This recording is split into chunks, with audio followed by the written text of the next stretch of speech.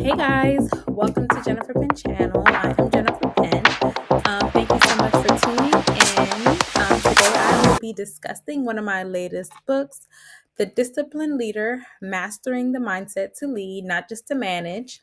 You can find it on my website, penstudio.com. Also, get a copy on Amazon. If you go through the description, you could definitely find the links to both to access it. Just to let you know a little bit about myself, I have over 10 years of experience in business managing, in retail and above. So I started off in retail management, led a team there for quite some time. And the reason that I chose to write this book, because I felt like I really experienced a lot through that time that I was leading my team. And it was actually a successful team. I carried a very low retention rate. And this book is actually not just for management. If you're in leadership in general, mentorship, I think that these principles you would really find helpful as far as you implementing them to kind of gain the respect from your team, where they can look up to you, and vice versa. I think that it has a lot of key nuggets to kind of work around. Conflicts and underperformance, or if somebody's just not getting the logistics of being a better person and you're in charge of that. So again, the links are in the description below, so don't forget to check that out. Also, feel free to subscribe. I will be discussing my books weekly. So I started off in business management. Right now, I'm actually a talent acquisition specialist, where I find the best candidates to link with the company and link the candidates to the best position that they do see fit for themselves. And as far as me, actually, passing on these candidates, I really have a high percentage of them onboarding eventually. So hopefully, again, the reading that I do today kind of helps you gain knowledge in what I did and what I'm doing and how it can help you in your leadership as well. So let's get started. All right, so the disciplined leader, I'm just going to go ahead and skip to the content just to give you guys an idea of what this book is going to be talking about.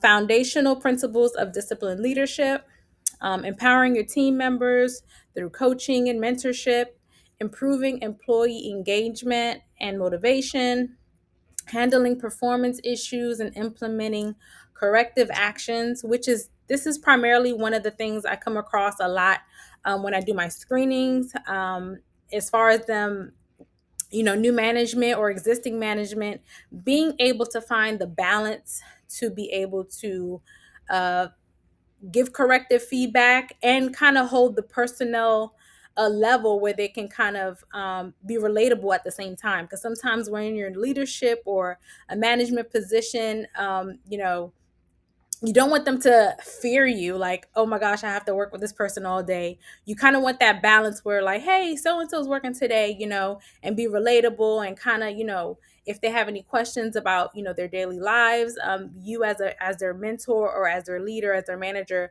they can kind of feel open to, discuss certain things. So, but of course, no one's perfect. So usually, if they mess up along the lines, you have to sit them down and give those corrective action plans. So having that balance, this chapter actually digs into that.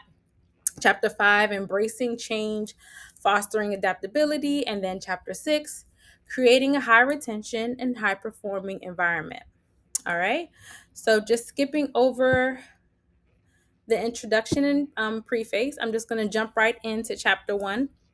I'm just going to read a few paragraphs so you guys can kind of just get your, heads around what this book is about. And again, feel free. The link is in the description below. Feel free to get yourself a copy, and I would love your feedback. So,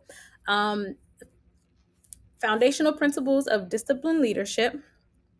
Defining the principles of disciplined leadership transcends the conventional managerial approach. It's a proactive, structured style that fosters a thriving, high performing team. It's not about rigid control, but about empowering individuals within a clearly defined framework.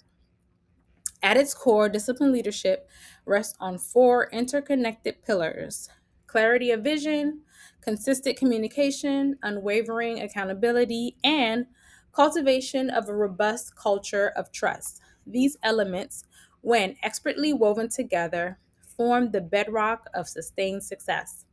Clarity of vision is paramount. A leader must articulate a compelling and easily understood vision for the team, outlining both short term goals and long term strategic directions. The vision isn't simply a document gathering dust on a shelf, it's a living, breathing roadmap that guides every decision and action.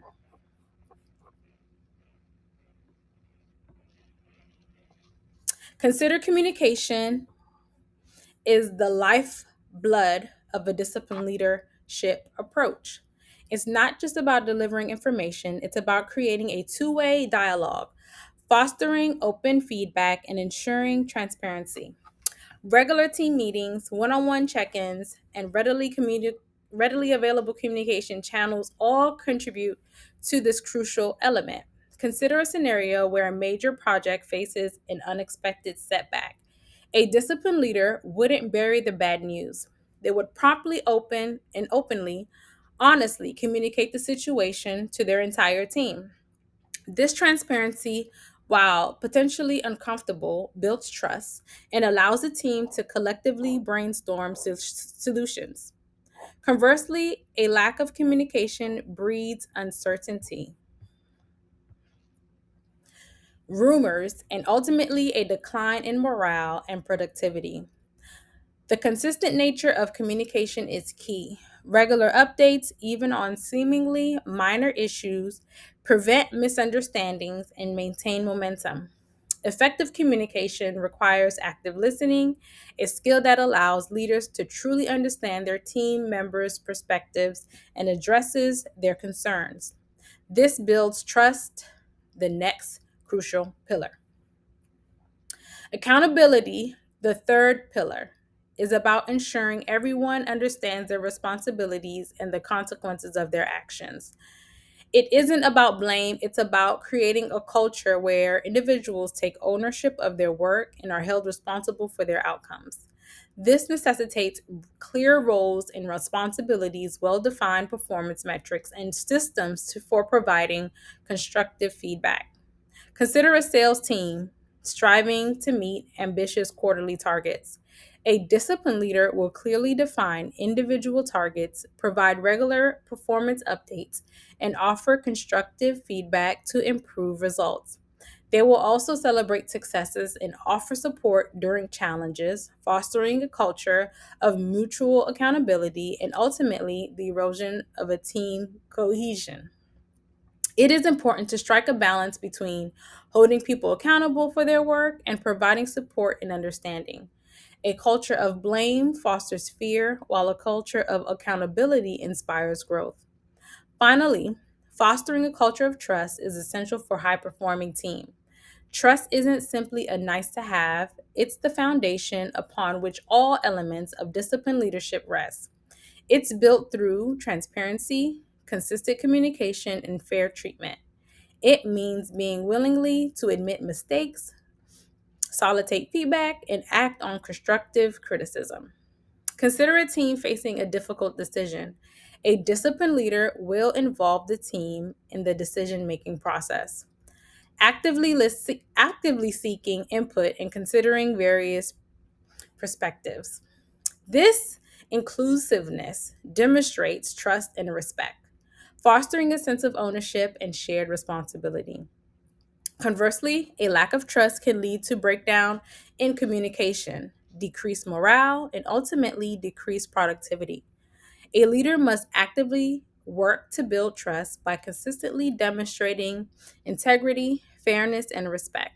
They need to be dependable, fulfilling their commitments, and being transparent in their actions. The contrast between disciplined leadership and its less structured counterpart is stark. Inconsistent or reactive management styles often lead to confusion, missed deadlines, and low morale. Teams operating under the conditions often lack direction, struggle to achieve common goals, and experience high turnover. Disciplined leadership, on the other hand, empowers teams to reach their full potential.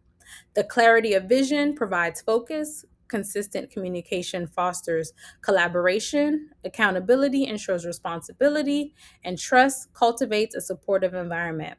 It's about creating a system that enables individuals to thrive, not to survive. Implementing disciplined leadership requires a conscious effort and a commitment to continuous improvement. It is not a one size fits all solution. The specific strategies and techniques will need to be adapted to the unique context of each team and organization. However, the underlying principles remain constant: clarity of vision, consistent communication, accountability, and culture of trust. By embracing these principles, leaders can transform their teams into high performing, high retention engines of success. The benefits extend beyond increased productivity. They create more engagement, motivation, and fulfilled workforce. A team that not only achieves its goals but also feels valued and empowered in the process. This fosters loyalty, reduces turnover, and ultimately leads to sustainable organizational success.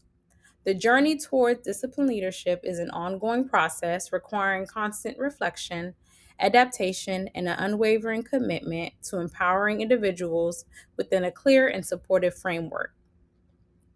All right.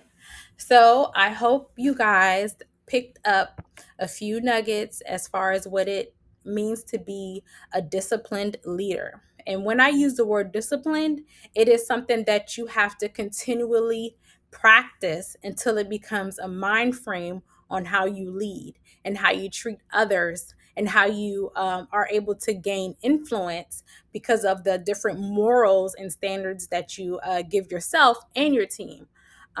So key things: transparency, honesty,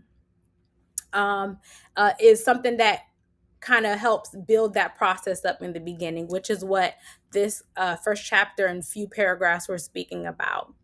So again, if you guys want to share any comments, feel free to do so.